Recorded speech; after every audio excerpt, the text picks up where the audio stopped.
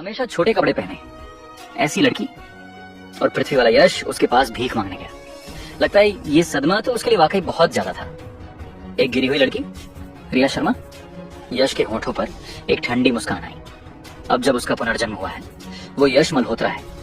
जो कुछ भी उसका कर्ज था उसे देर सवेर चुकाना ही होगा। इतनी बेइज्जती और नुकसान सहने के बाद वो उन सभी को जो उसे नीची नजर से देखते थे घुटनों पर लाएगा।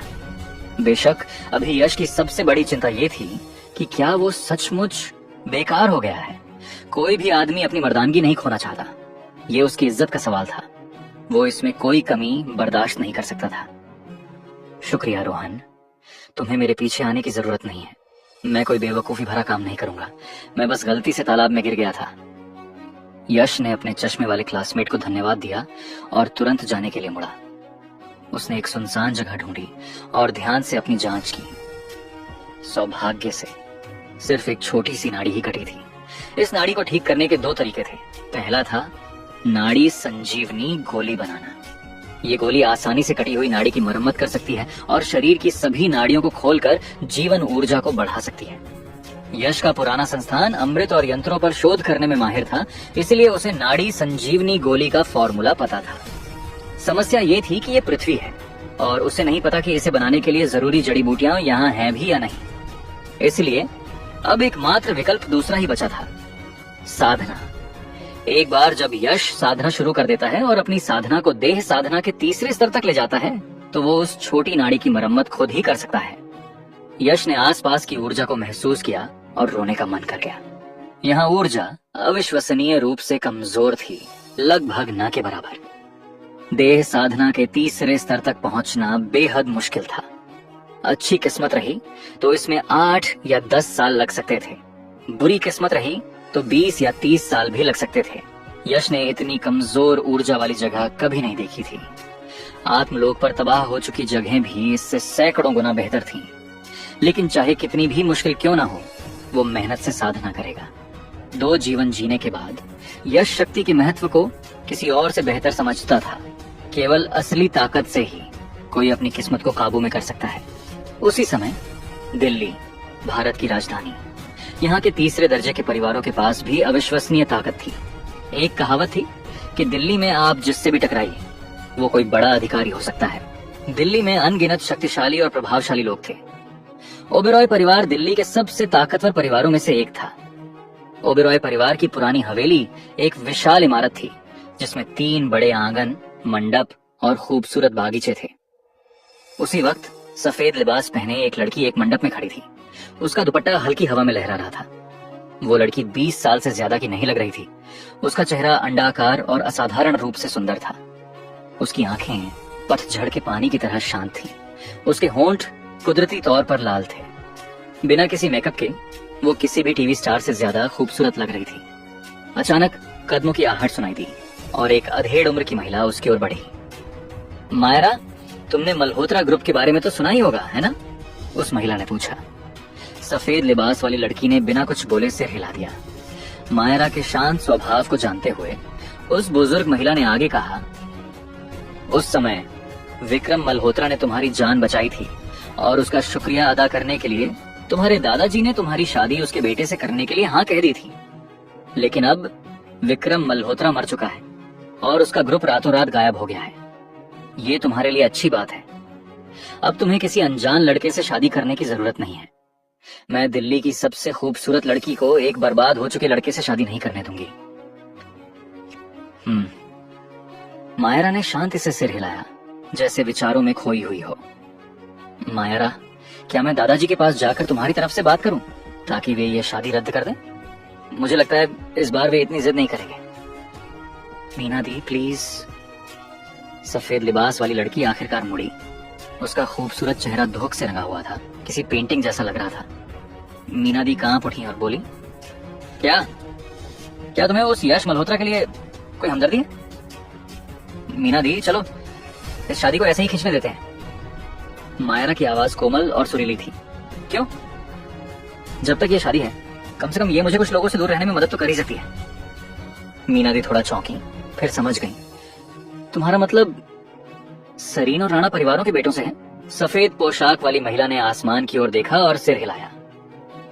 उनकी तुलना में मैं यश मल्होत्रा की ज्यादा इज्जत करती हूँ। कम से कम इतने सारे सदमे सहने के बाद उसने आत्महत्या तो नहीं की। चलो इसे ऐसे ही चलने देते हैं। वैसे भी वो मुझे ढूंढने नहीं आएगा और मेरे पास उसे ढूंढने का कोई कारण भी नहीं है।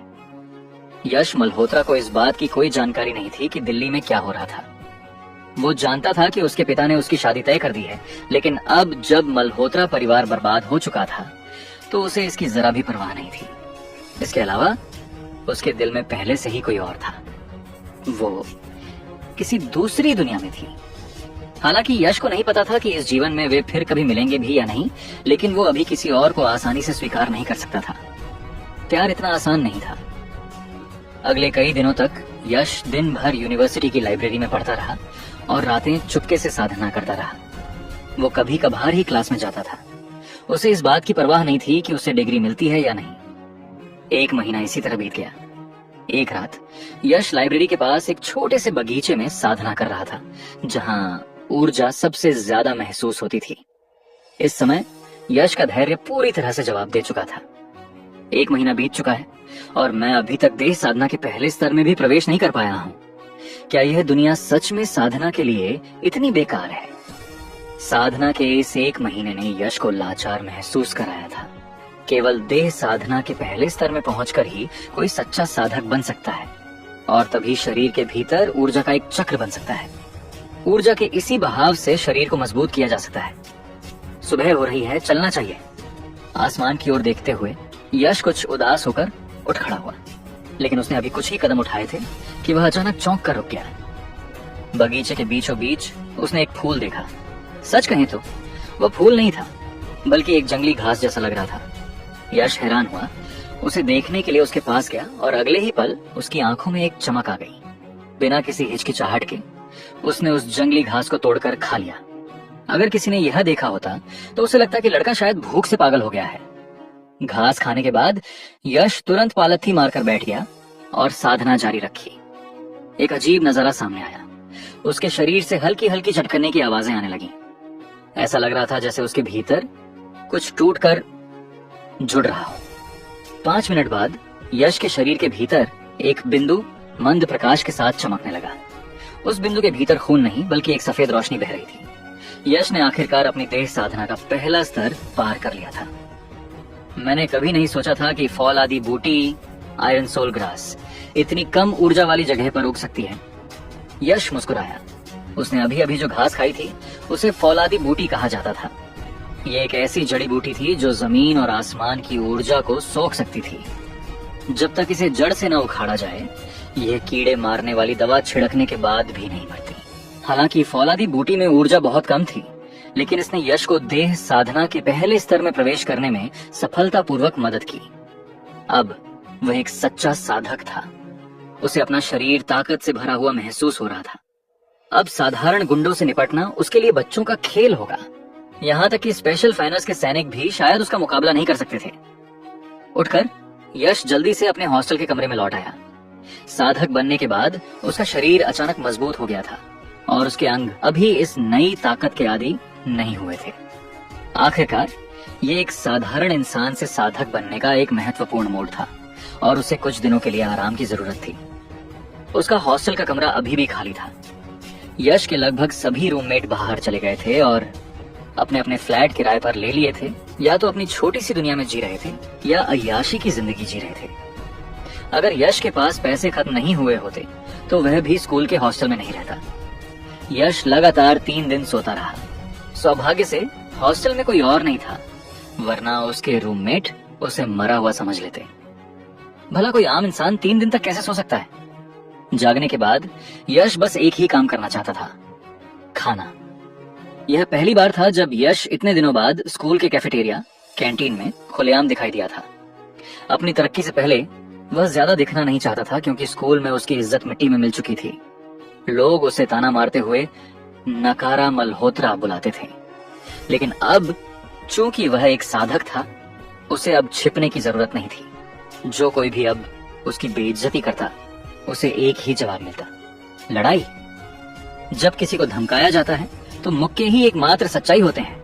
मुक्के ही सम्मान वापस दिला सकते हैं और दूसरों के मन में डर पैदा कर सकते हैं। दोपहर के खाने का समय था और स्कूल का कैफेटेरिया खचाखच भरा था, लेकिन इनमें से ज्यादातर लोग आम छात्र थे। सच्चे अमीर और दबंग छात्र कैफेटेरिया में खाना नहीं खाते। यश पहले स्कूल के कैफेटेरिया से बचता था, आमतौर पर बाहर खाता था, लेकिन अब हालात बदल गए थे। यश के पास पैसे नहीं थे और उसका बैंक खाता लगभग खाली हो चुका था। उसे कुछ पैसे कमाने का कोई रास्ता ढूंढना था, कम से कम अपने बुनियादी खर्च पूरे करने के लिए। यश वहां ज्यादा देर तक नहीं रहा था जब उसे पहचान लिया गया। देखो, क्या वह कोने में यश मल्होत्रा खाना नहीं खा रहा है? यश मल्होत्रा, वही ना जिसे कुछ समय पहले इकोनॉमिक्स डिपार्टमेंट की रिया शर्मा ने सरेआम बेइज्जत किया था। मैंने सुना है कि उसने एक बार आत्महत्या की कोशिश भी की थी। हाँ, वो कुछ कुछ वैसा ही दिखता है। मैंने उसे पहले भी देखा है। उस जमाने में वो मल्होत्रा परिवार का बड़ा बेटा था। आगे पीछे चमचों की भीड़ लगी रहती थी। जब पेड़ गिरता है तो बंदर तितर बितर हो ही जाते हैं। अब देखो, कोने में अकेला खाना खा रहा है। कई लोगों ने यश की ओर इशारा किया, कुछ हंस रहे थे, कुछ आहें भर रहे थे। यश ने अपने आसपास लोगों की निगाहें महसूस की। उसने अपना सिर उठाया, आसपास खड़े लोगों पर नजर डाली। उसकी आंखें ठंडी और तीखी थीं।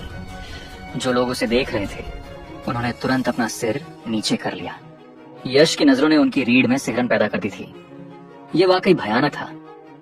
यश, तुम भी यहाँ खाना खा रहे हो? उसी समय यश के पीछे से एक आवाज आई। यश ने पलटकर देखा तो चश्मा पहने एक दुबले पतले आदमी रोहन को देखा, जिसने उसे उस दिन तालाब से बचाया था।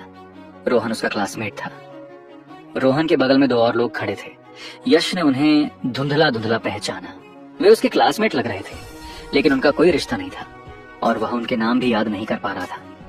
रोहन को देखकर यश मुस्कुराया, जो एक दुर्लभ घटना थी। जैसा कि आसपास के लोगों ने कहा था, जब वह मल्होत्रा परिवार का शहजादा था तो उसके आसपास चमचों की भीड़ रहती थी, लेकिन अब उसके साथ कोई नहीं था। केवल रोहन ही था जो उससे बात करने की पहल करता था। रोहन तब भी ऐसा ही था जब यश अमीर था, और तब भी ऐसा ही था जब वो बर्बाद हो गया। न किसी का लालच करता था, न किसी का मजाक उड़ाता था। अच्छा, चलो साथ में खाना खाते हैं। यश ने हल्के से सिर हिलाया। रोहन थोड़ा चौंक गया, मानो उसे यश से ऐसी बात की उम्मीद ना हो। फिर रोहन समझ गया, यश शायद बहुत अकेला होगा। उसका परिवार बिखर गया था और उसका एक भी दोस्त नहीं था। तो चलो यहीं खाते हैं, रोहन ने अपने बगल में बैठे अपने दो दोस्तों से कहा। वे तीनों यश के सामने बैठ गए। हालांकि वे बैठे थे, फिर भी कोई कुछ नहीं बोला। यश को समझ नहीं आ रहा था कि क्या कहे, और रोहन भी ज्यादा बातूनी नहीं था, जिससे माहौल थोड़ा अजीब सा हो गया। अचानक एक भद्दी आवाज गूंजी। ओए चश्मिश, तो तू यहाँ है? धत तेरे की, मैं तुझे हर जगह ढूंढ रहा था। जल्दी कर और मेरे साथ कागजों पर साइन कर। यश ने ऊपर देखा और एक लंबे चौड़े हट्टे कट्टे लड़के को रोहन की ओर बेरुखी से आते देखा। दो तगड़े गुर्गे उसके पीछे पीछे चल रहे थे। उस लड़के को देखते ही रोहन की आंखों में तुरंत डर भर गया। क्या मैं लोन नहीं ले सकता? लड़का तुरंत भड़क गया। अबे, तू ही तो मेरे पास कर्जा मांगने आया था और अब मना कर रहा है? क्या मुझे हल्के में ले रहा है?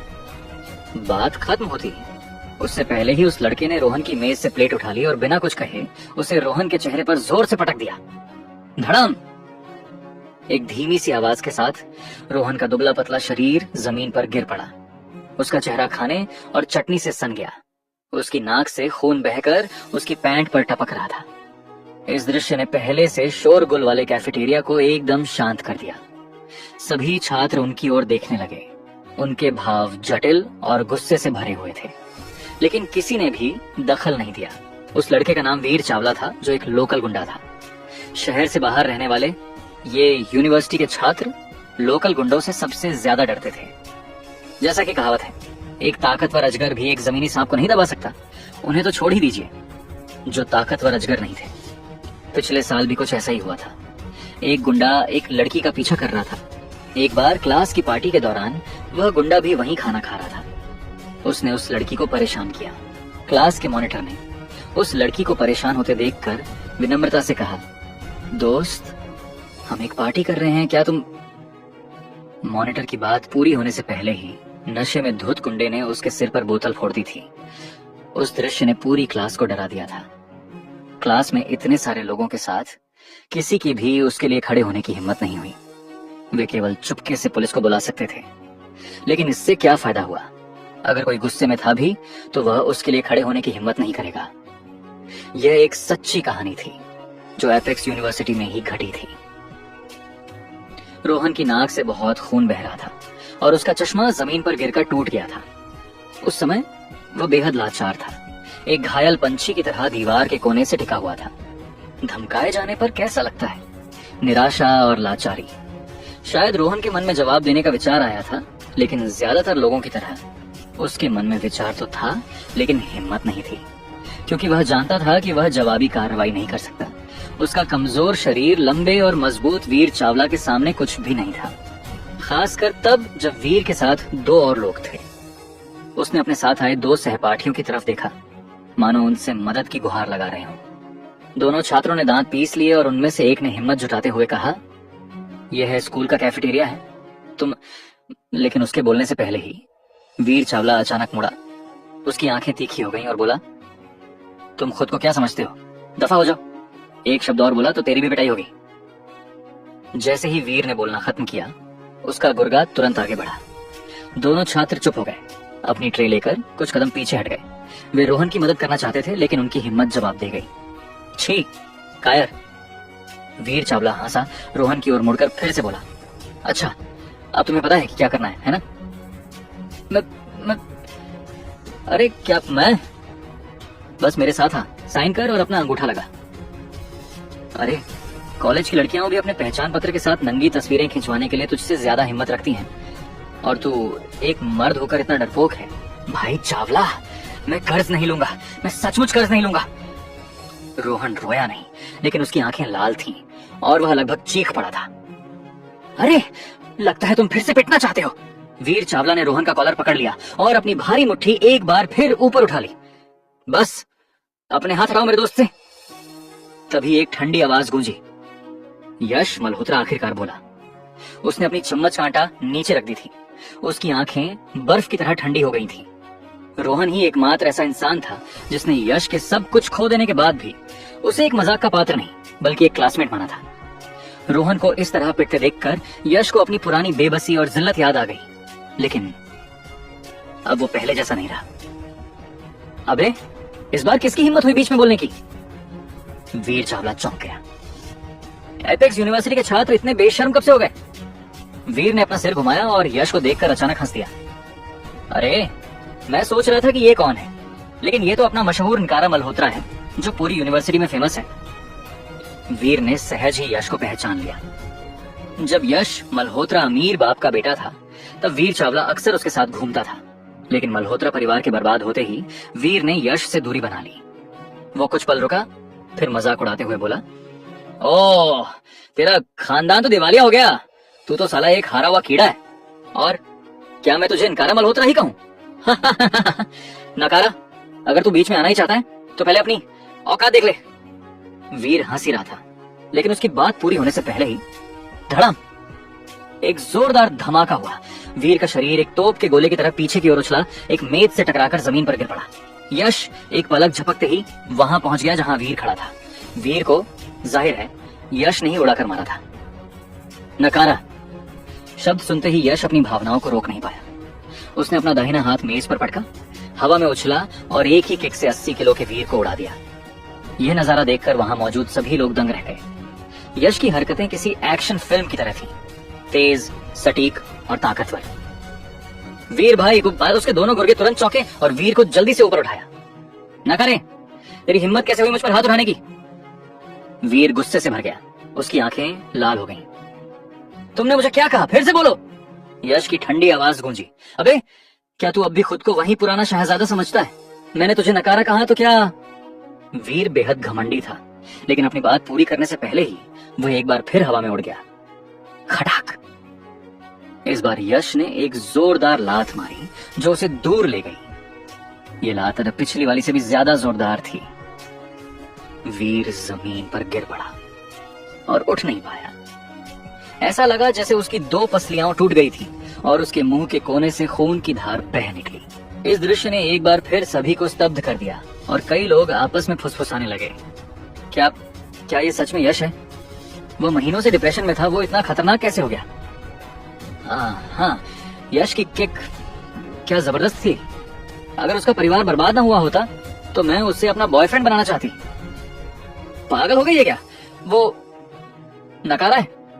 उफ, इतने हैंडसम चेहरे का क्या हाल हो गया। अजीब बात है, मुझे लगता है कि यश पहले से ज्यादा मर्दाना हो गया है और उसका शरीर भी ज्यादा मजबूत लग रहा है। खतरनाक? मजबूत? मुझे लगता है तुम्हें उसके भविष्य की चिंता करनी चाहिए।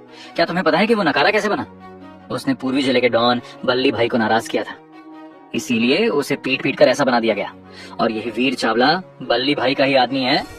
क्या क्या ये सच है? तब तो सब खत्म हो गया। यश का तो खेल ही खत्म समझो। यश ने ये बातें सुनी, लेकिन उसे जरा भी परवाह नहीं थी, क्योंकि उसने तो शुरू से ही उन गुंडों के समूह से बदला लेने की योजना बनाई थी।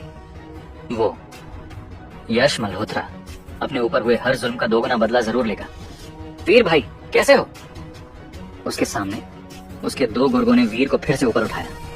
उनकी आंखें आश्चर्य और भय से भरी हुई थीं जब वे यश को देख रहे थे। यह दूसरी बार था यश ने बिना किसी चेतावनी के हमला किया था और उसकी हरकतें अविश्वसनीय रूप से फुर्तीली थीं, मानो उसने इसकी ट्रेनिंग ली हो। गुंडे असल में लड़ाई में उतने अच्छे नहीं होते, वे बस अपनी संख्या का इस्तेमाल करके कमजोर लोगों को धमकाते हैं। लेकिन जब उनका सामना यश जैसे किसी व्यक्ति से होता है जो बिना कुछ कहे किसी को नीचे गिरा देता है, तो वे हक्के बक्के रह जाते हैं। टूट गया, मेरी पसलियां टूट गई हैं, मुझे अस्पताल ले चलो। नकारा यश मल्होत्रा, मैं तुझे याद रखूंगा, तू मरेगा। वीर की गुस्से भरी आवाज गूंजी और फिर अपने दो गुर्गों के सहारे वह लंगड़ाता हुआ जल्दी से वहां से चला गया। चलते हुए वह चिल्लाया, धिक्कार है, आराम से, दर्द हो रहा है। ठीक है वीर भाई, दोनों गुर्गों ने हकलाते हुए कहा और जल्दी से वीर को कैफेटेरिया से बाहर ले गए। वीर के जाते ही कैफेटेरिया में सबकी नजरें यश मल्होत्रा पर टिक गईं। अगर स्पॉटलाइट होती तो यश निस्संदेह उन सबके बीच खड़ा होता। इस समय वह ध्यान का केंद्र था। पहले यश अपने रुतबे और पैसे के कारण सबका ध्यान खींचता था, अब यह सब उसकी अपनी ताकत की वजह से था। लेकिन किसी ने उसका उत्साह नहीं बढ़ाया, किसी ने उसकी तारीफ नहीं की, क्योंकि किसी को भी यश के भविष्य पर भरोसा नहीं था। इस स्कूल में बहुत से लोग वीर चावला की पृष्ठभूमि के बारे में जानते थे। वीर निश्चित रूप से एक ऐसा गुंडा था जिसके साथ खिलवाड़ नहीं किया जा सकता था। यश अब मल्होत्रा परिवार का वह घमंडी शहजादा नहीं था। कोई भी यश की तारीफ करके वीर और बल्ली भाई को नाराज नहीं करना चाहता था। यही तो इंसानी फितरत है। यश अपने आसपास के लोगों के विचारों से अनजान था और उसे उम्मीद भी नहीं थी कि कोई उसकी सराहना करेगा।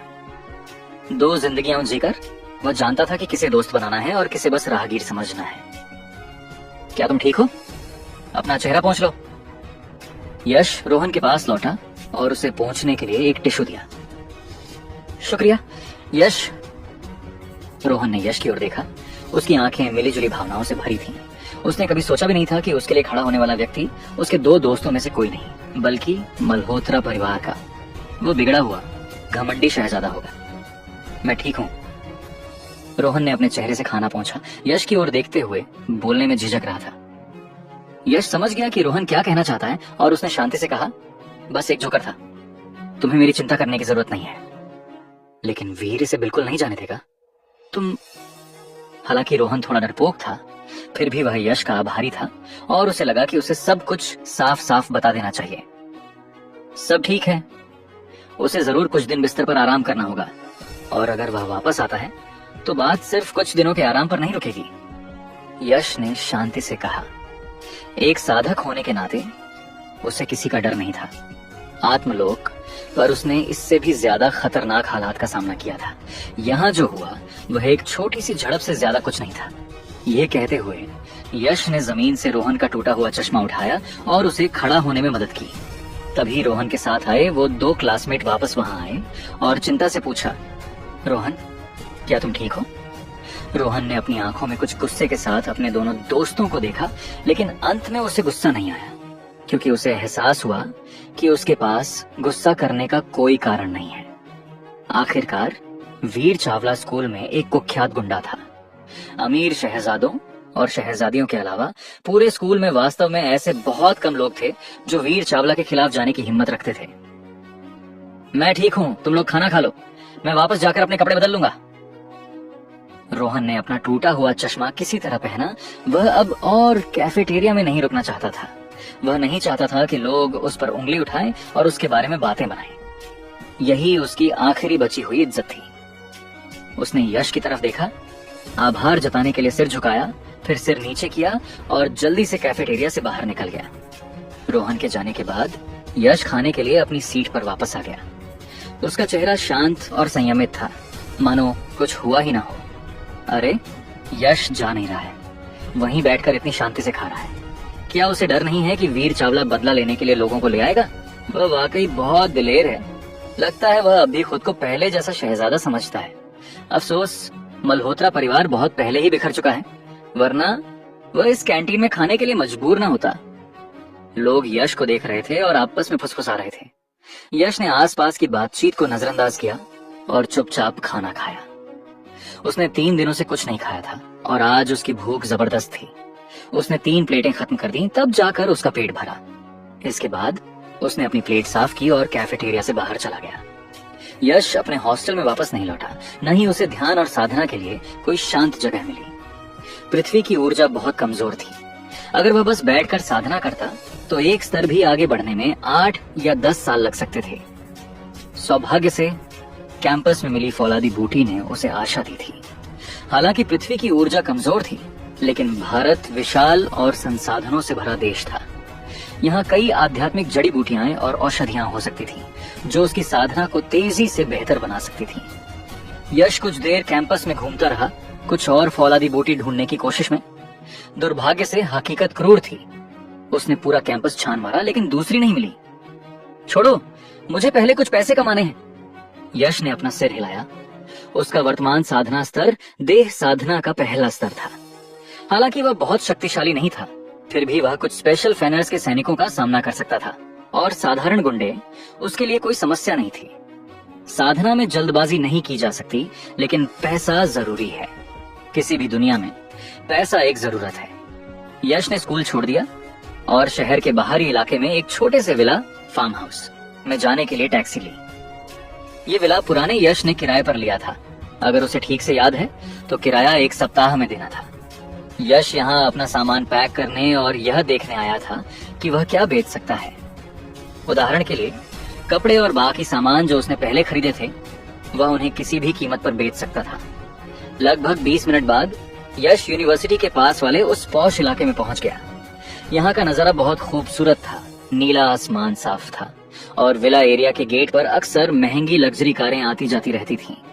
कभी कभी एपेक्स यूनिवर्सिटी की छात्राएं भी इन लग्जरी कारों में बैठती थीं। एपेक्स यूनिवर्सिटी में एक कहावत मशहूर थी, अगर आप अमीर और ताकतवर लोगों से मिलना चाहते हैं तो बस इस विला एरिया में टहलने चले आइए। समाज इतना यथार्थवादी था कि ये चीजें आम हो गई थीं। कितने लोग अपने असली इरादों पर कायम रह पाते हैं। यश ने टैक्सी को अंदर नहीं जाने दिया। विला एरिया बड़ा था और उसके पास सीमित नकदी थी, इसीलिए वह एक एक पैसा बचाना चाहता था। जैसे ही वह कार से बाहर निकला, विला से एक आलीशान कार निकली, एक रोल्स रॉयस घोस्ट। एक मोटा अधेड़ उम्र का आदमी ड्राइवर की सीट पर बैठा था, जबकि एक युवती पैसेंजर सीट पर बैठी थी। उसने हल्के नीले रंग का जंप सूट पहना था। उसके लंबे काले बाल झरने की तरह उसकी पीठ पर फैले हुए थे। बैठने के बाद भी उसके सुडौल शरीर के उभार साफ दिखाई दे रहे थे। उसकी लंबी खूबसूरत टांगें बेदाग थीं। हालांकि उसने कोई मेकअप नहीं किया था। उसका चेहरा किसी पेंटिंग जैसा बेहद खूबसूरती से गढ़ा हुआ था। इसके अलावा वह एक अलौकिक सुंदरता से भरी लग रही थी। बनावटी नहीं, बल्कि एक शांत निर्मल आकर्षण, मानो किसी शांत घाटी में खिला कोई अकेला फूल हो। 2 जीवन जीने और उस आत्मलोक पर अनगिनत सुंदरियाओं देखने के बाद भी यश अभी भी इस महिला को देखकर चकित था। यह अफसोस की बात थी कि इतनी शांत और सुंदर महिला किसी परी जैसी एक मोटे अधेड़ उम्र के पुरुष के बगल में बैठी थी। और अजीब बात यह थी कि यह महिला इतनी जानी पहचानी क्यों लग रही थी। यश ने उस महिला को देखा और उसने भी स्वाभाविक रूप से यश को देखा। यश को देखते ही वह कांप उठी। उसकी आंखें शर्मिंदगी से भर गईं, जैसे पकड़े जाने का डर हो। उसकी प्रतिक्रिया से साफ था कि वह और यश वास्तव में एक दूसरे को जानते थे। उनकी नजरें कुछ पल के लिए मिली और फिर महिला ने अपना सिर नीचे कर लिया, शर्मा गई। यश की ओर दोबारा देख नहीं पाई, मानो उसने कुछ गलत किया हो और पकड़ी गई हो। सौभाग्य से रोल्स रॉयस जल्दी से चली गई, जिससे थोड़ी सी शर्मिंदगी कम हो गई। रोल्स रॉयस पूरी तरह से नजरों से ओझल होने के बाद ही यश को याद आया ये महिला उसकी क्लासमेट मीरा खन्ना थी, जो एपेक्स यूनिवर्सिटी की 10 सबसे सुंदर लड़कियों में से एक थी। बात करें तो पुराने यश ने एक समय में मीरा का पीछा किया था, लेकिन दुर्भाग्य से मीरा यूनिवर्सिटी की प्रसिद्ध, शांत और सुंदर देवी थी, जिसने यश को पूरी तरह से अनदेखा कर दिया था। वह हर लड़के के सपनों की रानी थी और सबसे शुद्ध मानी जाने वाली लड़की थी। अगर अपनी मृत्यु से पहले पुराने यश ने यह दृश्य देखा होता तो शायद वह गुस्से से ही मर गया होता। अपना सिर हिलाते हुए, अपने मन में उलझे विचारों को रोकते हुए यश विला के गेट में कदम बढ़ाकर चला गया। हालांकि यश का परिवार मुश्किल दौर से गुजर रहा था, लेकिन यहाँ के सुरक्षा गार्ड इस बात से अनजान थे कि मल्होत्रा परिवार की सारी संपत्ति जब्त हो चुकी है। बस एक ही चीज जब्त नहीं हुई थी, वो थी इस किराए के विला के अंदर की चीजें। विला के अंदर घुसकर लगभग 20 मिनट चलने के बाद यश आखिरकार अपने घर के गेट पर पहुंच गया। अजीब है, पहुंचते ही यश ने भौहें चढ़ाई। उस समय विला का गेट पूरी तरह खुला था और आंगन में 2 लग्जरी कारें खड़ी थीं, एक ऑन्डी और दूसरी लिंकन। यश ने अंदर कदम रखने से पहले घर का नंबर चेक किया कि कहीं वो गलत जगह तो नहीं चला गया। मॉम डैड, ये सारा सामान फेंक दो। इस विला में पहले कौन रहता था? उन्हें जरा भी तमीज नहीं है, तरह तरह की फालतू चीजें बिछा दी हैं, खासकर ये चादरें इतनी रंग बिरंगी, घिनौनी है। जैसे ही वह दरवाजे पर पहुंचा, यश ने एक लड़की को शिकायत करते सुना। उसने देखा कि एक लड़की लिविंग रूम में कचरे के ढेर के सामने खड़ी लगातार शिकायत कर रही थी। इस कचरे में यश का निजी सामान था, जैसे कपड़े, चादरें, एक प्रोजेक्टर और एक गेम कंसोल। ये चीजें सस्ती नहीं थीं, लेकिन अब ये लिविंग रूम के बीचों बीच कचरे की तरह ढेर हो गई थी। वह लड़की सिर्फ 19 साल की लग रही थी। उसकी छोटी बंधी थी, उसने एक छोटी सी ड्रेस पहनी हुई थी और वह घृणा से मुंह बनाए हुए थी।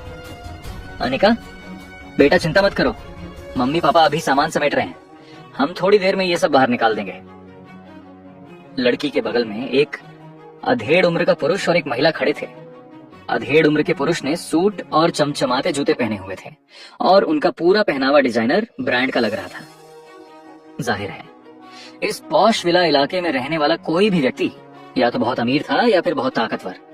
महिला सिर्फ 41 या 42 साल की थी, फिर भी आकर्षक लग रही थी। अपनी जवानी में वो जरूर बहुत खूबसूरत रही होंगी, वरना उन्होंने इतनी चंचल और प्यारी बेटी को जन्म न दिया होता। क्या तुमने मेरे सामान को इस तरह फेंकने से पहले मेरी इजाजत ली थी? यश असल में कुछ बोलना नहीं चाहता था, लेकिन इन 3 लोगों के परिवार ने उसके आने पर ध्यान ही नहीं दिया था। तुम? अधेड़ उम्र के पुरुष और महिला ने आखिरकार यश को देखा। उनके चेहरे पर उलझन थी। यश ने उन तीनों की तरफ देखा और शांति से कहा, मैं वही घटिया पसंद वाला इंसान हूँ जिसका जिक्र आपकी बेटी ने किया था। अधेड़ उम्र का आदमी श्रीकांत थोड़ा चौंका, फिर मुस्कुराया और विनम्रता से बोला, तो आप ही पिछले किराएदार हैं। बेटा प्लीज मेरी दखलंदाजी माफ करना, अनिका की बातों पर ध्यान न दो। श्रीकांत साफ तौर पर एक संभ्रांत व्यक्ति थे और वह यश के साथ काफी विनम्रता से पेश आ रहे थे, लेकिन हर कोई श्रीकांत जैसा सभ्य नहीं था। हम तो क्या हुआ अगर मैंने कह दिया कि तुम्हारा टेस्ट खराब है? देखो, तुमने जो कपड़े और चादरें खरीदी हैं सब चटकीले और रंग बिरंगे हैं। जो लोग तुम्हें नहीं जानते वे सोचेंगे कि तुम कोई अजीब हो। अनिका, तुम ऐसा कैसे बोल सकती हो? श्रीकांत ने लड़की को घूरा, लेकिन उसकी नजर में डांट से ज्यादा दुलार था। पापा, मैं सच कह रही हूँ। अच्छा हुआ कि तुम यहाँ आ गए। जल्दी करो और अपना सामान पैक करके निकल जाओ, मुझे घर फिर से सेट करना है। हालांकि यश अपना सामान पैक करने के लिए ही वहां आया था, लेकिन लड़की का व्यवहार उसे जरा भी पसंद नहीं आया। उसने लड़की की तरफ देखा और व्यंग्यात्मक लहजे में कहा, जाना तो तुम्हें चाहिए, ये मेरी जगह है। मकान मालिक के साथ मेरा एग्रीमेंट अगले 7 दिनों में खत्म नहीं हो रहा है। ये यश की बात सुनकर तीनों दंग रह गए। श्रीकांत ने तुरंत फोन उठाया और मकान मालिक का नंबर डायल किया। क्या? अभी तो लीज खत्म होने में 7 दिन बाकी हैं। तुमने हमें बताया क्यों नहीं? ठीक है, अभी के लिए बस इतना ही। श्रीकांत ने कुछ नाराजगी से फोन रख दिया। फिर वह यश की तरफ मुस्कुराए और बोले, तुम्हारा नाम यश है ना? माफ करना बेटा, मकान मालिक को लगा कि तुम वापस नहीं आ रहे हो, इसलिए उसने हमें नहीं बताया। एक काम करें, ये विला इतना बड़ा है कि हम 2 दिन से अपनी खरीदी हुई सारी चीजें जमा रहे हैं। अब रहने के लिए दूसरी जगह ढूंढना हमारे लिए बहुत थका देने वाला है। क्यों ना हम साथ रहें? मैं तुम्हें इन 7 दिनों का किराया अलग से दे दूंगा। पापा, हमें अलग से किराया क्यों देना है? हमने तो कॉन्ट्रैक्ट भी साइन किया है। लड़की ने मुंह बनाया, वह नाखुश थी। चुप रहो, श्रीकांत ने जरा सख्ती से कहा और लड़की चुप हो गई। यश ने एक पल सोचा। उसके पास इस समय वाकई पैसे की सख्त कमी थी। यहाँ विला का किराया हजारों में था। पुराने यश के लिए यह सिर्फ एक जोड़ी जूतों की कीमत थी, लेकिन अब नए यश के लिए यह जिंदगी जीने की कीमत थी। बेशक यश इस पैसे का इस्तेमाल रोजमर्रा की जिंदगी के लिए नहीं करेगा। वह इससे अपना काम चलाना चाहता था। वह इससे औषधीय जड़ी बूटियां खरीदेगा और औषधीय सूप बनाएगा। पिछले 1 महीने से साधना के अलावा यश अक्सर लाइब्रेरी जाकर जड़ी बूटियों का अध्ययन करता था। उसने पाया कि हालांकि पृथ्वी की जड़ी बूटियां आत्मलोक की जड़ी बूटियों से अलग हैं, फिर भी कुछ के गुण और प्रभाव ये एक जैसे हैं। हालांकि इनकी तुलना आत्मलोक की जड़ी बूटियों से नहीं हो सकती थी, फिर भी ये कुछ न होने से तो बेहतर ही थी। यश ने अपनी साधना को देह साधना के दूसरे स्तर तक बढ़ाने के लिए इन जड़ी बूटियों का उपयोग करने की योजना बनाई। मुझे अकेले रहने की आदत है, यश ने कहा। हालांकि वह मन ही मन सहमत हो चुका था, लेकिन वह इसे तुरंत जाहिर नहीं कर सकता था। 2 जिंदगियां जी लेने के बाद वह कोई भोला भाला नौसिखिया नहीं था। मेरे पापा तुम्हें पैसे देने के लिए पहले ही राजी हो गए हैं, तुम्हें और क्या चाहिए? लड़की का बिगड़ा हुआ गुस्सा फिर भड़क उठा। इतने पैसे हैं तो कहीं और चले जाओ। ये शहर इतना बड़ा है, यहीं क्यों रहना है? यश से बहस करने में असमर्थ लड़की बस गुस्से में पैर पटकने लगी। अनिका, ठीक से बोलो, श्रीकांत ने कहा। बेटा यश, मुझे तुम्हारी स्थिति के बारे में थोड़ा बहुत पता है। मकान मालिक ने कहा है कि तुम्हारे परिवार पर मुश्किलें आ रही हैं और मुझे लगता है तुम्हारे पास पैसे की कमी है। ऐसा क्यों ना हो, मैं तुम्हें आधे महीने का किराया एडवांस दे दूंगा। इससे अपने अंकल का एक फेवर समझो। अनिका का अभी अभी यहाँ आईपेक्स यूनिवर्सिटी में ट्रांसफर हुआ है। ये जगह स्कूल के सबसे नजदीक है। आईपेक्स यूनिवर्सिटी? यश ने लड़की की तरफ देखा। उसे हैरानी हुई कि यह बिगड़ी हुई शहजादी असल में उसकी क्लासमेट या बैचमेट थी। और इतनी आसानी से ट्रांसफर? वह सोच रहा था कि उस श्रीकांत ने इसके लिए कितने पैसे दिए होंगे। ठीक है, चूंकि हम दोनों एक ही यूनिवर्सिटी से हैं, मैं आप लोगों को रहने दूंगा। चूंकि कीमत बढ़कर आधे महीने की हो गई थी, इसलिए उसे स्वीकार कर लेना ही बेहतर था। बेटा, तुम भी एपेक्स यूनिवर्सिटी से हो, तो तुम और हमारी अनिका एक ही जगह पर हो। ये तो बहुत अच्छी बात है। हम पहली बार इस शहर में आए हैं और हम इस इलाके से अनजान हैं। प्लीज अनिका का थोड़ा ध्यान रखना और यह देखना कि स्कूल में उसे कोई तंग ना करे। उसका ख्याल रखना। यश मन ही मन हंसना चाहता था। उसे बस इस बात की खुशी थी कि यह मिस अनिका दूसरों को तंग न करे, वही बहुत था। अगर हो सका तो मैं उसका ख्याल रखूंगा। अब क्या आप लोग मेरी चीजें वापस रख सकते हैं? जरूर, हम उन्हें अभी तुम्हारे लिए वापस रख देते हैं। श्रीकांत और उनकी पत्नी वाणी फिर से व्यस्त हो गए, जबकि मिस अनिका लिविंग रूम के सोफे पर एक कुशन को गले लगाकर आहें भर रही थी। 1 घंटे बाद यश अपने कमरे में लौट आया। उसका कमरा, जो पहले काफी बिखरा हुआ था, इस हंगामे के बाद आश्चर्यजनक रूप से ज्यादा साफ सुथरा हो गया था। श्रीकांत से बातचीत के जरिए यश को उनकी पृष्ठभूमि के बारे में पता चला। वे लोग सूरत शहर के रहने वाले थे। उनका नाम श्रीकांत पारिक था। उन्होंने शून्य से शुरुआत की थी और अंततः सूरत के सबसे अमीर आदमियों में से एक बन गए, जिनकी करोड़ों की संपत्ति थी। बेशक पुराने मल्होत्रा ग्रुप की तुलना में ये कुछ भी नहीं था। श्रीकांत की पत्नी का नाम वाणी पारिक था, जो उनकी बचपन की प्रेमिका थी, जिन्होंने हमेशा उनके काम में उनका साथ दिया था, और उनकी बेटी का नाम अनिका पारिक था। उस शाम श्रीकांत और वाणी के गर्मजोशी भरे बुलावे पर वे चारों रात के खाने के लिए बाहर गए, लेकिन माहौल थोड़ा अजीब था। अनिका को यश बिल्कुल पसंद नहीं आया। अगर श्रीकांत ने उसे अपने सीनियर यश के लिए ड्रिंक टोस्ट करने के लिए नहीं कहा होता, तो वह उससे एक शब्द भी नहीं कहती। रात के खाने के बाद श्रीकांत पारिक ने यश के कार्ड में 1 लाख रुपए ट्रांसफर कर दिए। दरअसल लंबी अवधि के लिए किराए पर दिए गए एक विला की कीमत भी सालाना 20 से 25 लाख होती थी, यानी प्रतिदिन लगभग 5,000 से 7,000 रुपए। श्रीकांत ने उसे लगभग 10,000 प्रतिदिन के हिसाब से भुगतान किया था, जो उनकी अमीरी और दरियादिली को दिखाता था। यश ने अपने खर्च के लिए उस 1 लाख में से कुछ हजार रुपए निकाले और फिर अपने फोन का बिल भरने के लिए एक मोबाइल फोन की दुकान पर गया। उसके फोन का बिल कई दिनों से बकाया था, इसीलिए उसका मकान मालिक उससे संपर्क नहीं कर पाया था और उसने बिना उसकी इजाजत के विला किसी और को किराए पर दे दिया था। धत तेरे की, 5,000 रुपए का बिल। अगर यश को अभी अभी वो 1 लाख रुपए न मिले होते तो ये 5,000 रुपए उसे वाकई बहुत चुभते। बिल चुकाने के बाद उसने जाने से पहले जल्दी से सभी फालतू प्लान रद्द कर दिए। यश विला या स्कूल नहीं लौटा, बल्कि एक पुरानी चीजों और खजानों के बाजार में चला गया। आइपेक्स यूनिवर्सिटी देश के टॉप 10 प्रमुख विश्वविद्यालयों में से एक थी और यह शहर जहां यह स्थित था देश के सबसे आर्थिक रूप से विकसित शहरों में से एक था। यहाँ के खजानों और पुरानी चीजों के बाजार को खजाना बाजार के नाम से भी जाना जाता था। कई अमीर और संभ्रांत लोग यहाँ अच्छी चीजों की तलाश में आते थे। यश इस जगह से खुद को परिचित कराने आया था, ये देखने के लिए कि यहाँ क्या बेचा जाता है, और फिर उसने यहाँ और पैसे कमाने के लिए अपने पैसे का उपयोग करने की योजना बनाई। केवल अधिक पैसा कमाकर ही वह अपनी मनचाही औषधीय जड़ी बूटियां जैसे सदियों पुरानी अश्वगंधा या हिमालय की शिलाजीत एकत्र कर सकता था। खजाना बाजार बहुत बड़ा था। यहाँ आने जाने वाले ज्यादातर लोग मध्यम आयु वर्ग के या बुजुर्ग थे।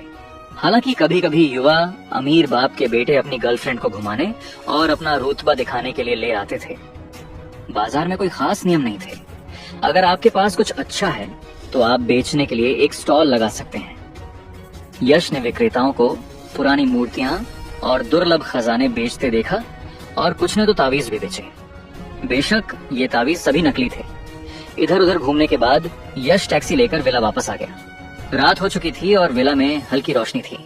पारिक परिवार के सभी लोग सो चुके थे सिवाय अनिका के कमरे के, जहां अभी भी बत्ती जल रही थी। जैसे ही यश अनिका के कमरे के पास से गुजरा, वह एक पतली सी पारदर्शी नाइट गाउन पहने नंगे पैर बाहर आई।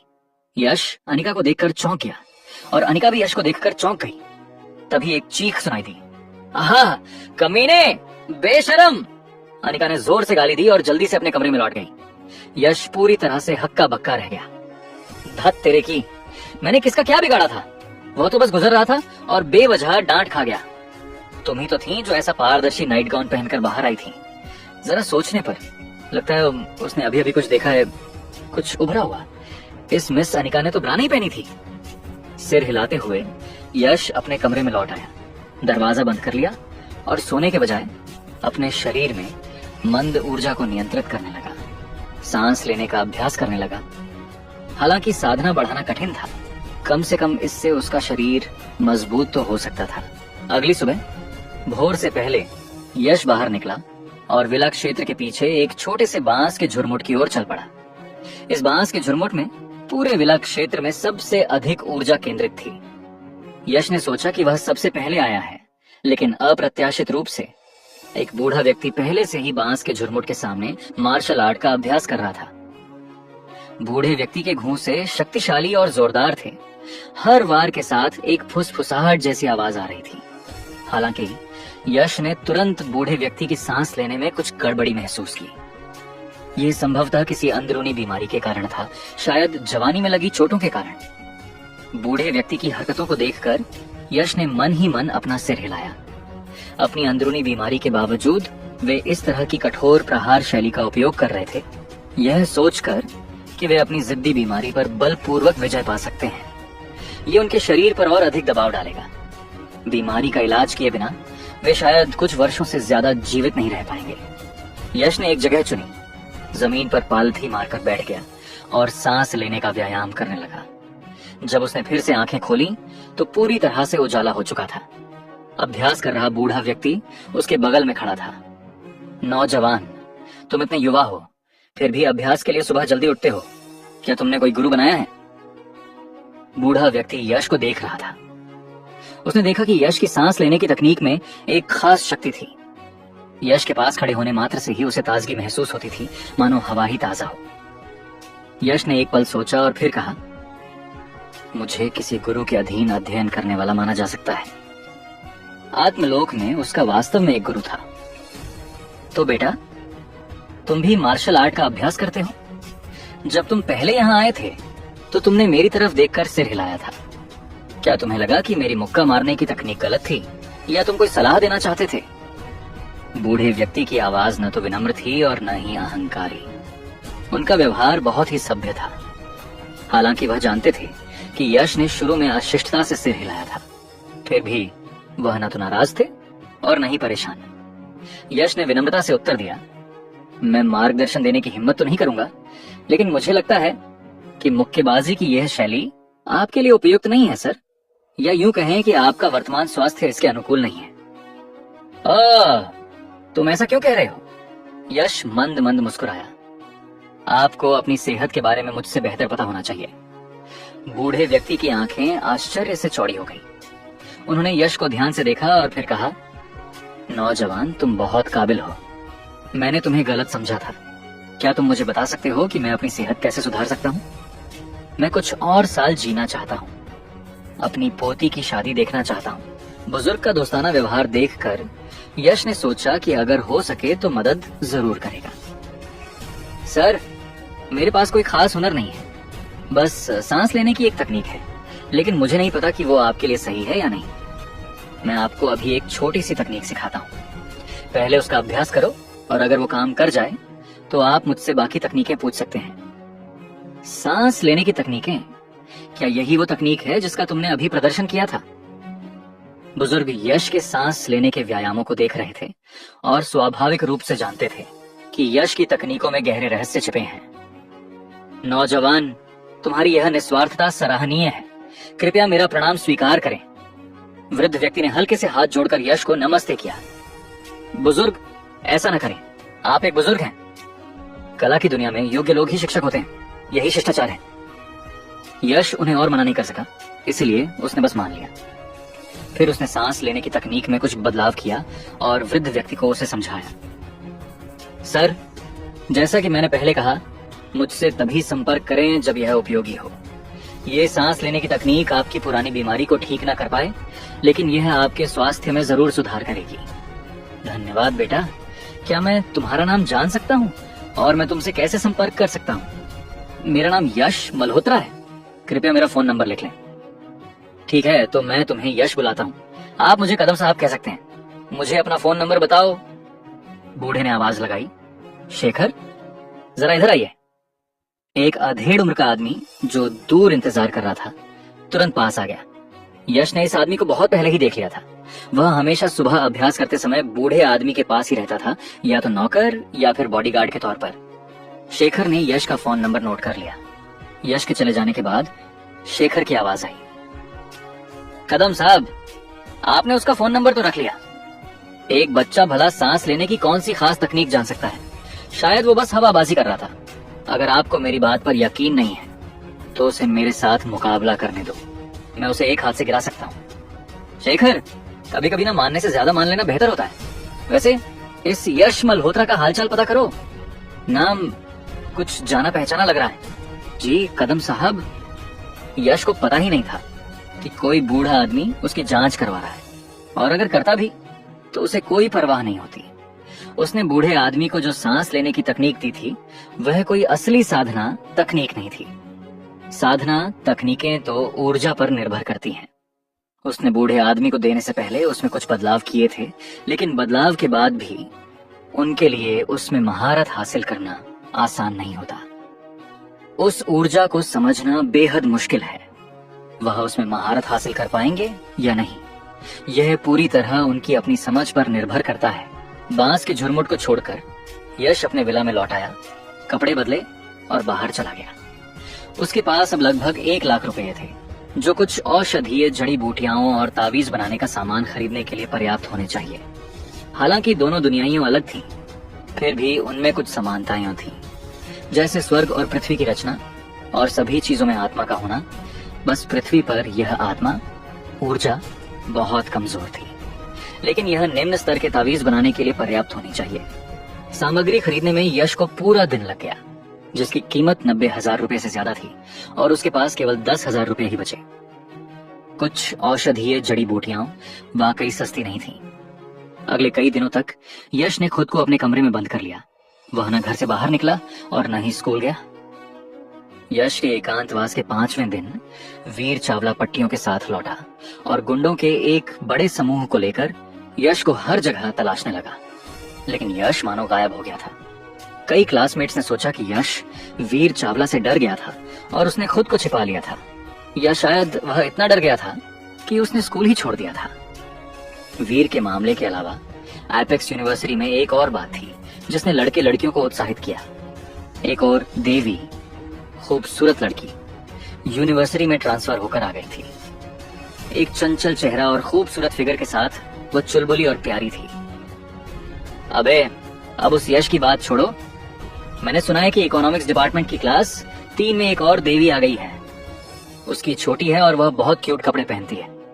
यार, मैं तो सच में उससे दोस्ती करना चाहता हूँ। सारी खूबसूरत लड़कियां दूसरे विभागों में क्यों जाती हैं? हमारा इंजीनियरिंग डिपार्टमेंट इतना सूखा क्यों है? लेकिन क्या यह अफवाह सच है? क्या वह सचमुच इतनी सुंदर है? आईपेक्स यूनिवर्सिटी की टॉप 10 सुंदरियों से उसकी तुलना कैसी है? उसे टॉप 10 में तो होना ही चाहिए। बेशक मीरा खन्ना जैसी सुंदरियों की तुलना में वह अभी भी थोड़ी कम है। मीरा खन्ना तो मेरे सपनों की देवी है। सपनों की देवी? मुझे लगता है कि वह मेरे सपनों की रानी है। कैंपस में कई लड़के उस नई ट्रांसफर होकर आई लड़की के बारे में बात कर रहे थे। अचानक एक छात्र चिल्लाया, देखो, क्या वह वीर चावला नहीं है? सामने एक लड़का जिसके शरीर पर पट्टियां बंधी थीं, एक पत्थर की बेंच पर बैठा था। उसकी आंखें उदास थीं और वह मन ही मन कोस रहा था। यह व्यक्ति वीर चावला था। वीर बेहद नाराज था। कुछ दिन पहले यश ने उसकी पसलियां तोड़ दी थी, जिसके कारण उसे 3 दिन अस्पताल में रहना पड़ा था। छुट्टी मिलते ही वह अपने बड़े भाई बल्ली भाई को ढूंढने निकल पड़ा। बल्ली भाई जो बहुत वफादार था, हालांकि वह खुद नहीं आया। उसने बदला लेने के लिए 5 आदमियों का इंतजाम किया। हालांकि वे 5 ही थे, लेकिन वे कोई साधारण गुंडे नहीं थे। वे लंबे चौड़े, हट्टे कट्टे और बल्ली भाई के खास गुर्गे थे। 5 हट्टे कट्टे बॉडीगार्ड जैसे आदमियों के साथ वीर चावला एक रौबदार अंदाज में कैंपस में घूम रहा था। उसके चेहरे पर अहंकार झलक रहा था। वह ऐसे चल रहा था मानो पूरा रास्ता उसका अपना हो। बदकिस्मती से वीर चावला की यश को सबक सिखाने की आक्रामक कोशिश के बावजूद यश कहीं नहीं मिला। एक दिन वीर चावला फिर से यश को ढूंढता हुआ आया। वीर भाई, वह अभी तक नहीं मिला। लगता है यश स्कूल वापस नहीं लौटा है। वीर के 2 गुर्गे बगल से दौड़ते हुए आए। क्या वो सच में डरकर स्कूल से भाग गया? वीर ने गुस्से से दांत पीस लिए। अपनी ताकत का कोई रास्ता न होने का यह एहसास बेहद निराशाजनक था।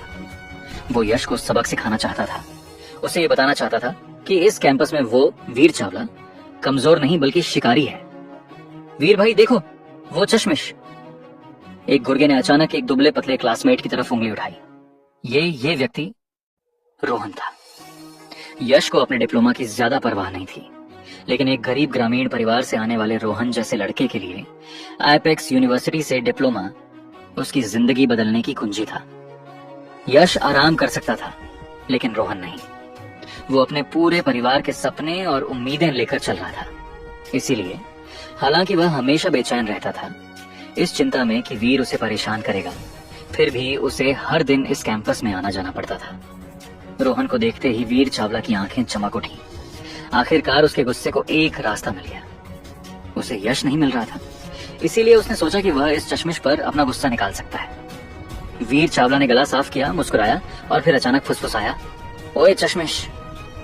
ये सुनकर रोहन, जो अब तक अपने ख्यालों में खोया था, अचानक चौंक गया। वह उस आवाज को भूल नहीं पाया था। पलटकर उसने देखा कि वीर चावला पत्थर की बेंच पर बैठा है। एक पल के लिए उसका दिमाग सुन्न हो गया। डर, बेचैनी और कई दूसरी भावनाएं उसके अंदर उमड़ पड़ी। उसके हाथ घबराहट से कांप रहे थे। समझ नहीं आ रहा था कि क्या करे। चाओ, वीर भाई, तुमने मुझे बुलाया था? वीर चावला ने व्यंग्यात्मक लहजे में सिर हिलाया। इधर आ। वीर भाई, मेरी बाद में क्लास है। रोहन की हिम्मत नहीं हुई ऊपर देखने की। वह छोटे छोटे कदम आगे पीछे करता रहा। मैंने तुझे आने को कहा, तू इतना बड़बड़ा क्यों रहा है? क्या मुझे तुझे खुद बुलाने के लिए किसी को भेजना होगा? वीर बेंच पर बैठ गया, बिल्कुल किसी बॉस की तरह। जैसे ही उसने बोलना खत्म किया, उसके दोनों गुर्गे तुरंत रोहन की तरफ बढ़ाए। मैं जाता हूं। रोहन का दिमाग खाली था, लेकिन वह जानता था कि न जाने से बात और बिगड़ जाएगी। आखिरकार वह वीर की ओर बढ़ा, लेकिन उसके दिल में डर और जबरदस्ती ने उसे ऐसा महसूस कराया जैसे उसकी सांस घुट रही हो। वीर भाई, क्या हुआ? पास जाकर रोहन ने हिम्मत जुटाई और पूछा। थप्पड़। इससे पहले कि वह अपनी बात पूरी कर पाता, वीर चावला ने उसके मुंह पर जोरदार तमाचा जड़ दिया। शायद उसने जरूरत से ज्यादा जोर लगाया और गलती से अपनी ही चोट को छू लिया, जिससे वीर दर्द से कराह उठा। दूसरी ओर रोहन पूरी तरह से स्तब्ध रह गया। उसके चेहरे पर तुरंत उंगलियों के लाल निशान छप गए। यह दृश्य वहां से गुजर रहे छात्रों ने साफ देखा, जिनमें से कई ने सिर हिलाया और आह भरी। दरअसल यूनिवर्सिटी भी समाज का एक छोटा रूप ही होती है। सभी छात्र जानते थे कि वीर चावला उन्हें धमका रहा है, लेकिन उसके लिए खड़े होकर एक शब्द भी कहने की हिम्मत किसमें थी? बेशक किसी ने बोलने की हिम्मत नहीं की। तभी एक धीमी सी आवाज गूंजी। वीर, फिर किसी को धमका रहा है? आवाज की ओर देखते हुए एक छोटे बालों वाला लड़का पास आया। उसने डिजाइनर कपड़े पहने थे, सादा और साफ सुथरा। उसके बगल में एक बेहद खूबसूरत लड़की खड़ी थी, जो उससे सटकर चल रही थी। अरे देव भाई, आप? उस लड़के को देखते ही वीर चावला के चेहरे पर तुरंत एक चापलूसी भरी मुस्कान आ गई। वह खुद उठकर देव भाई को सिगरेट देने लगा। नहीं नहीं देव भाई, बस इस लड़के से थोड़ा पुराना हिसाब था। भीड़ में फुसफुसाहट शुरू हो गई। यह तो देव खुराना है, एविएशन मिनिस्ट्री के डायरेक्टर का बेटा। क्या उसके बगल वाली लड़की हमारे इलेक्ट्रॉनिक्स डिपार्टमेंट की क्वीन नहीं है? वे कब एक साथ आ गए? किस्मत देखो, देव खुराना ने कुछ समय पहले ही जापानी डिपार्टमेंट की उस हसीना से नाता तोड़ा है और अब वह हमारे डिपार्टमेंट की क्वीन के साथ है। होगा ही, उसके पिता ऊंची पहुंच वाले हैं। वो अभी डायरेक्टर है और मैंने सुना है कि वह जल्द ही मिनिस्टर बनने वाले हैं। अंडरवर्ल्ड हो या कानूनी दुनिया, देव खुराना से पंगा लेने की हिम्मत कौन कर सकता है? देव खुराना ने वीर की सिगरेट को नजरअंदाज किया, वीर के कंधे पर थपथपाया और कहा, यह अभी भी एक स्कूल है, ज्यादा दिखावा मत कर। हाँ देव भाई, आप बिल्कुल सही कह रही हैं। देव खुराना ने ज्यादा कुछ नहीं कहा। उसने वीर से सिर्फ अपनी हैसियत दिखाने के लिए बात की थी। वीर का उसके सामने झुकना और चापलूसी करना ही असली ताकत का प्रतीक था। चलो, आज रात मैं तुम्हें ग्रैंड होटल ले चलूंगा। देव ने उस खूबसूरत लड़की का हाथ थामा और वे प्यार से वहां से चले गए। आसपास के छात्र आहें भरते रहे। एक और कली गलत हाथों में चली गई। इस दुनिया में सच्चा प्यार नहीं होता। देव खुराना के जाने के बाद वीर चावला का चेहरा फिर से गंभीर हो गया। उसने रोहन की ओर देखा और ठंडे स्वर में कहा, क्या तुम जानते हो कि यश मल्होत्रा कहाँ है? क्या तुम उसके संपर्क में हो? रोहन ने डरते हुए सिर हिलाया। नहीं। सच में नहीं या सिर्फ दिखावा कर रहा है? सच में नहीं। यश इन दिनों क्लास में नहीं आया भाई। अरे वो सचमुच छिप रहा है। वीर को यकीन हो गया कि यश डर के मारे स्कूल नहीं आ रहा था। वीर भाई, अगर और कुछ नहीं है तो मैं क्लास में जा रहा हूं। रोहन ने वीर की प्रतिक्रिया देखते हुए पीछे हटने की कोशिश करते हुए कहा, रुको, किसने कहा कि तुम जा सकते हो?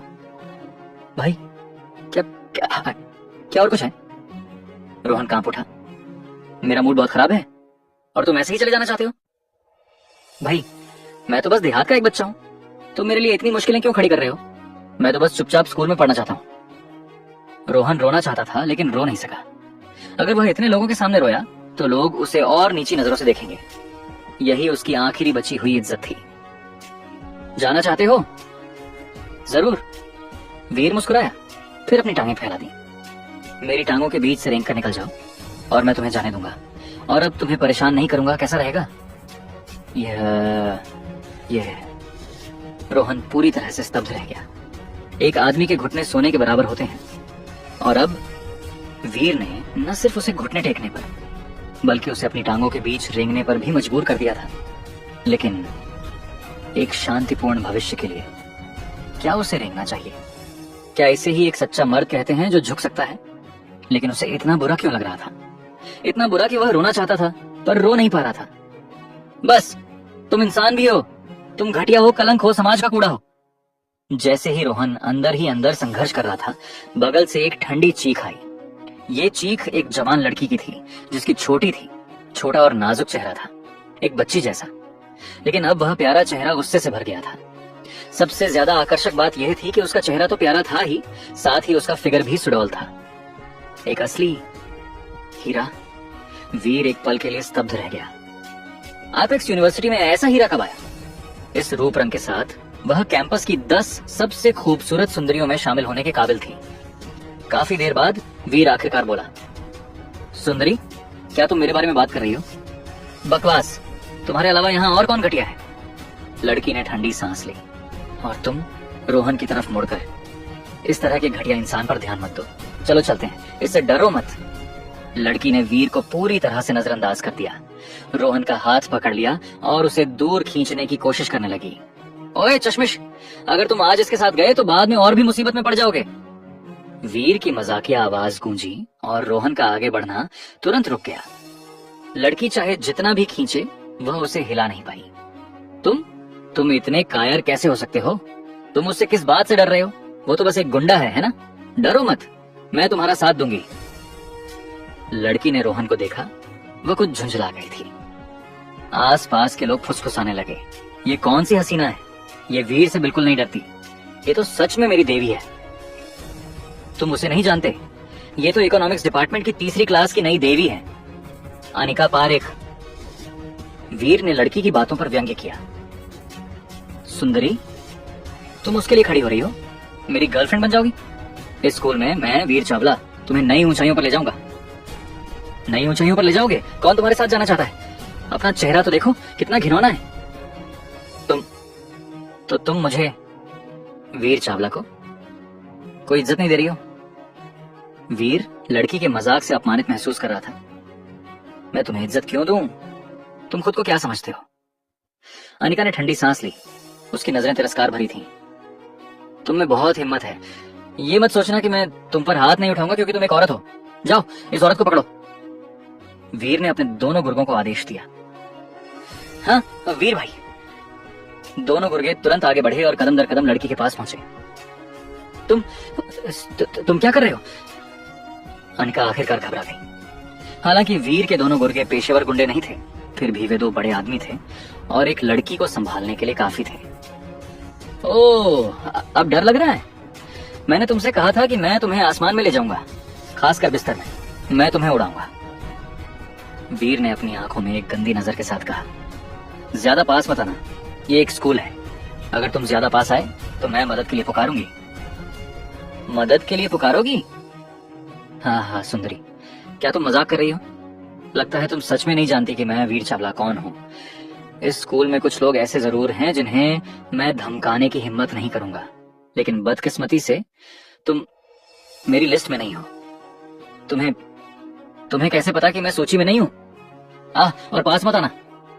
दोनों गुर्गे लड़की के पास पहुंच चुके थे। उसने अपने हाथ उठाए, उन्हें बेतहाशा आगे की ओर लहराते हुए पीछे हटते हुए विरोध किया।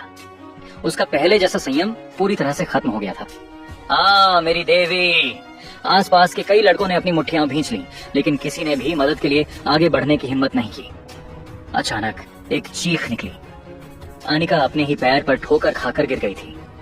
वह असहाय होकर बस देखती रही जब दोनों आदमी उसके पास आए। सुंदरी, हमारे वीर भाई के पास आओ। दोनों गुर्गों ने अपने बड़े हाथ फैलाए, लड़की को दबोचने की कोशिश की। अनिका ने डर के मारे अपनी आंखें भी बंद कर ली, लेकिन उनके हाथ उस पर पड़ने के बजाय उसके सामने से 2 जोरदार चीखें आईं। मेरा हाथ, बहुत दर्द हो रहा है, मेरा हाथ टूट गया। क्या हो रहा है? अनिका ने उलझन में आंखें खोली तो देखा कि उसके सामने एक परछाई सी खड़ी है। हालांकि वह लड़का ज्यादा लंबा नहीं था, फिर भी सूरज की रोशनी में वह बहुत दमदार लग रहा था। उस लड़के ने वीर के एक गुर्गे का हाथ पकड़ा और उसे जोर से मरोड़ दिया। कटाक! एक तीखी दरार साफ सुनाई दी। गुर्गे का हाथ उखड़ गया था और पूरे कैंपस में उसकी दर्दनाक चीख गूंज उठी। दूसरा गुर्गा यह देखकर डर के मारे पीछे हट गया। यश मल्होत्रा! अनिका को बचाने वाला कोई और नहीं बल्कि यश मल्होत्रा ही था। 5 दिन बीत चुके थे और उसकी शक्तिवर्धक गोली, साधना बढ़ाने वाली दवा सफलतापूर्वक तैयार हो चुकी थी। चूंकि उसका किराया जल्द ही खत्म होने वाला था, इसीलिए वह उस विला में हमेशा के लिए नहीं रह सकता था। उसने अपना सामान पैक किया और स्कूल लौटने और एक नया घर किराए पर लेने के लिए पैसे कमाने का इरादा किया। हालांकि वह अभी अभी कैंपस लौटा ही था कि उसने यह नजारा देखा। इस समय एक हाथ में सूटकेस लिए यश लापरवाही से अपने कपड़ों की धूल झाड़ रहा था, जैसे उसे कोई परवाह ही ना हो। उसके पीछे अनिका का दिल जोर से धड़क रहा था। कोई तो वाकई उसकी मदद के लिए आया था, लेकिन अजीब बात है, ये पीठ इतनी जानी पहचानी क्यों लग रही थी? उसे लगा जैसे उसने उसे पहले कहीं देखा हो। रुको, यश मल्होत्रा। अरे नहीं, क्या ये वही हो सकता है? जैसे ही अनिका सोच में डूबी, यश पलटा। उसका चेहरा साफ देखकर अनिका समझ नहीं पाई कि हंसे या रोए। यह तुम हो? यह लड़का कोई और नहीं बल्कि वही परेशान करने वाला आदमी था जो उसके विला में रहता था। यश ने अनिका की तरफ देखा और बेरुखी से कहा, क्या तुम मुझे थैंक यू नहीं कहोगी? कोई बात नहीं, मुझे तुम्हारे थैंक यू की जरूरत नहीं है, मैं तुम्हारी मदद नहीं कर रहा था। ये कहकर यश रोहन के पास गया। उसने रोहन के कंधे पर थपथपाया और कुछ नहीं बोला। फिर उसने वीर चावला की तरफ देखा। उसकी आंखें तलवारों की तरह ठंडी थीं। वीर चावला यश की नजरों से चौंक गया। भला किस तरह के अनुभव किसी को इतनी ठंडी नजर दे सकते हैं? नकब, यश तुम बिल्कुल सही समय पर आए हो। मुझे लगा कि तुम अपने वीर भाई से डर रहे हो, इसलिए छिप गए। वीर ने जबरदस्ती रौब दिखाते हुए कहा। यश ने वीर को ठंडी नजरों से देखा और कहा, लगता है पिछली बार मैंने तुम्हारे साथ कुछ ज्यादा ही नरमी बरती थी। इस बार तुम कब तक बिस्तर पर रहना चाहते हो? 10 दिन, आधा महीना या आधा साल? वीर ने कोई जवाब नहीं दिया, बल्कि नाक सिकोड़ते हुए कहा, यश मल्होत्रा, घमंड मत करो। मैंने पहले ही अपने आदमियों को बुला लिया है। अगर हिम्मत है तो भागना मत। यश हंसा। तो तुमने बैकअप के लिए फोन किया? कोई हैरानी नहीं कि इस बार तुम भागे नहीं। बिल्कुल सही, मुझ में तो हमेशा से हिम्मत रही है। उसकी आवाज अभी भी गूंज रही थी जब यश कदम दर कदम वीर की ओर बढ़ रहा था। तुम क्या कर रहे हो? अगर हिम्मत है तो और पास मत आना। 20 मिनट तक मेरा इंतजार करो। इस बार डरने की बारी वीर की थी। उसने पहले भी यश के हाथ पैर देखे थे और इसके अलावा उसके साथ 2 घायल आदमी थे जो यश का कोई मुकाबला नहीं कर सकते थे। हालांकि पिछले 2 दिनों से बल्ली भाई के 5 गुंडे उसका पीछा कर रहे थे, लेकिन उन्हें लगा कि यह समय की बर्बादी है क्योंकि उन्हें यश नहीं मिला था। उन्होंने वीर से कहा था कि यश का पता चलने के बाद ही उन्हें फोन करे। दूसरे शब्दों में, उसे 20 मिनट दो और वह आखिरकार अपना बदला ले सकता था। वीर की बातें सुनकर यश को मजाक सूझा। छोटा मोटा गुंडा तो छोटा मोटा गुंडा ही होता है। क्या तुम मुझे बेवकूफ समझते हो कि मैं 20 मिनट तक तुम्हारा इंतजार करता रहूंगा? वीर का चेहरा शर्म से थोड़ा लाल हो गया, लेकिन फिर भी उसने बेशर्मी से कहा, क्या तुम इंतजार करने से भी डरते हो? तुम तो बस कायर हो। हम तुम्हें इनकारा। वीर वहीं रुक गया क्योंकि यश की आंखें इतनी गहरी थीं कि ऐसा लग रहा था जैसे वह किसी को मार डालना चाहता हो। वह इनकारा नाम लेने से हिचकिचा रहा था। तुम क्या कहना चाह रहे थे? क्या तुम्हारी हिम्मत है कि तुम अपनी बात पूरी कर सको? इस समय यश वीर के ठीक सामने पहुंच चुका था। वीर फंस गया था, न भाग पा रहा था और न ही रुक पा रहा था। मैं धत तेरे की, मैंने कहा था कि तुम नकारा मल्होत्रा हो, तो क्या हुआ? आखिरकार वीर ने अपनी पूरी हिम्मत लगा दी। आखिर वो भी एक छोटा मोटा लीडर था। इतने लोगों के सामने उसकी इज्जत कैसे गिर सकती थी? लेकिन वीर की बात पूरी होने से पहले ही खटाक एक जोरदार थप्पड़ पड़ा। यश ने वीर के चेहरे पर जोरदार थप्पड़ मारा। यश के जोरदार थप्पड़ का जोर बहुत ज्यादा था। वीर के चेहरे पर तुरंत 5 उंगलियों का लाल निशान बन गया और उसके मुंह के कोने से खून बहने लगा। वह दर्द से कराहते हुए जमीन पर गिर पड़ा। जैसे ही वीर उठने ही वाला था, यश ने उसकी छाती पर अपना पैर रख दिया। उसकी आंखें ठंडी और निर्दयी थीं। वीर भाई, बच्चे, तू मरेगा। ये देखकर एकमात्र बचे हुए गुर्गे ने हिम्मत जुटाई, एक छोटा चाकू निकाला और गुस्से से अंधा होते हुए यश पर झपटा। हे भगवान, चाकू! कोई मरेगा तो नहीं? यह दृश्य आसपास के सभी लोगों को चौंका गया। अनिका, जो खास तौर पर तनाव में थी, चिल्लाए बिना नहीं रह सकी, यश सावधान! हालांकि यश शांत और संयमित रहा। जैसे ही गुर्गा उस तक पहुंचने वाला था, उसने अचानक एक जोरदार किक मारी। धड़ाम! 100 किलो से ज्यादा वजन वाला गुर्गा पीछे की ओर उड़ गया, जमीन पर जोर से गिरा और खड़ा नहीं हो सका। भीड़ में एक सामूहिक आह की आवाज गूंजी और एकदम सन्नाटा छा गया। सब लोग यश को घूर रहे थे। उनकी आंखें आश्चर्य से चौड़ी हो गई थीं। क्या यह वही बर्बाद अमीर लड़का था जिसे वे जानते थे, जो दिन भर सिर्फ शराब पीना ही जानता था? क्या यह वही दयनीय आत्महत्या करने वाला लड़का था? यश बिल्कुल अलग इंसान लग रहा था। जैसे ही सब लोग सदमे में थे, यश की शांत आवाज गूंजी। मैं चाहता हूँ कि आप सब एक बात याद रखें, रोहन मेरा दोस्त है, यश मल्होत्रा का दोस्त, और मेरे दोस्तों को कोई भी धमका नहीं सकता। ये दूसरी बार है। अगर तीसरी बार हुआ तो तुम फिर कभी बिस्तर से नहीं उठ पाओगे। यकीन नहीं हो रहा? कोशिश करके देख सकते हो। यह कहते हुए यश ने हल्के से अपना दाहिना पैर वीर की छाती पर दबाया और एक जोरदार कड़क की आवाज के साथ वीर की पसलियां, जो अभी अभी ठीक हुई थीं, फिर से टूट गईं, जिससे वह दर्द से जमीन पर तड़पने लगा। ये देखकर कई लोगों ने मन ही मन खुशी मनाई। वीर चावला लोकल गुंडा होने और एक शक्तिशाली समर्थक बल्ली भाई होने के कारण पूरे दिन कैंपस में घमंड और दबंगई दिखाता था। आज उसे आखिरकार सबक मिल गया था, जो बेहद संतोषजनक था। दोस्त, यश की बातें सुनकर रोहन, जो इतनी जिल्लत सहने के बाद भी नहीं रोया था, अचानक उसकी आंखों में आंसू आ गए। अब जाकर उसे दोस्त शब्द का असली मतलब समझ आया था। उसे यकीन था कि इतने सालों में उसने सिर्फ नकली दोस्त ही बनाए थे। यश के साथ तो उसकी ज्यादा बातचीत भी नहीं हुई थी। अगर उसने उस दिन यश को डूबने से नहीं बचाया होता तो शायद उनके बीच जिंदगी में कभी कुछ शब्दों से ज्यादा बात न होती। दरअसल यश ने रोहन की मदद सिर्फ इसलिए नहीं की थी क्योंकि रोहन ने उसे बचाया था, बल्कि इसलिए भी कि उसने रोहन में अपना अतीत देखा था। क्या वह भी आत्मलोक में शारीरिक रूप से कमजोर और साधारण जन्म का नहीं था? अगर वह अपने गुरु से न मिला होता तो वह कभी भी एक महान कीमियागर, दवाइयां बनाने वाला और तावीज गुरु नहीं बन पाता। कुछ लोग थे जिनकी वह मदद करने को तैयार था। रोहन उनमें से एक था। यश रोहन के पास गया और बोला, अगर कुछ भी हो तो मुझे तुरंत फोन करना।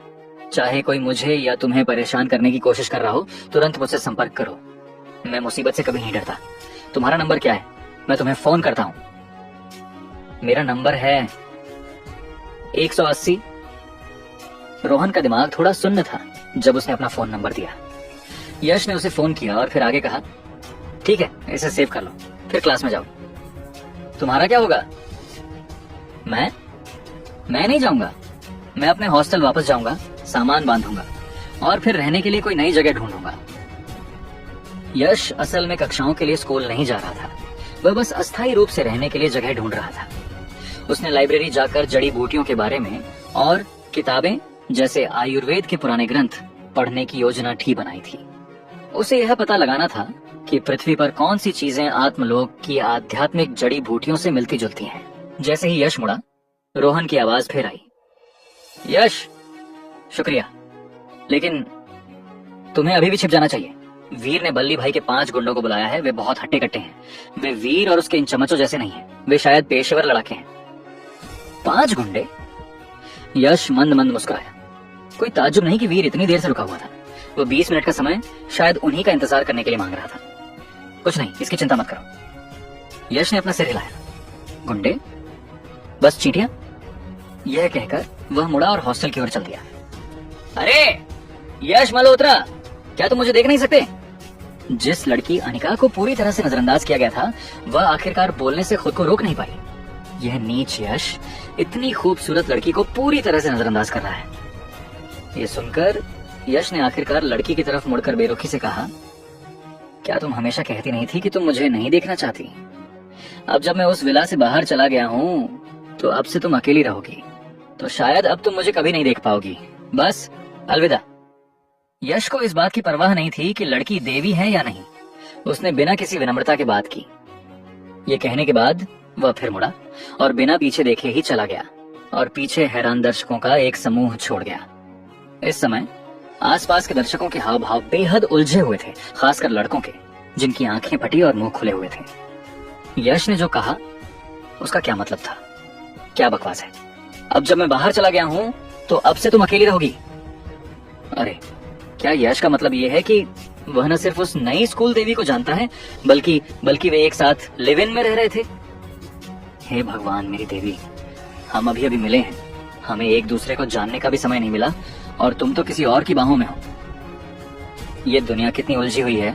वाह, मुझे थोड़ी शांति चाहिए। लड़कों ने गहरी सांस ली। सभी पूछना चाहते थे, देवियां मेरी क्यों नहीं होती? लड़कों के इस गम के सामने दूसरी लड़कियां मन ही मन खुश हो रही थीं। कुछ ने तो मजाक में फुसफुसाते हुए कहा, हम सुंदर होने का क्या फायदा, वो तो अभी भी एक बदचलन है। आजकल की औरतें अपने रूप रंग के भरोसे कितनी गिरी हुई जिंदगी जीती हैं। चुप रहो, मेरी देवी का अपमान मत करो। वो एक आदमी के साथ रह रही है और तुम अब भी उसे अपनी देवी कहते हो।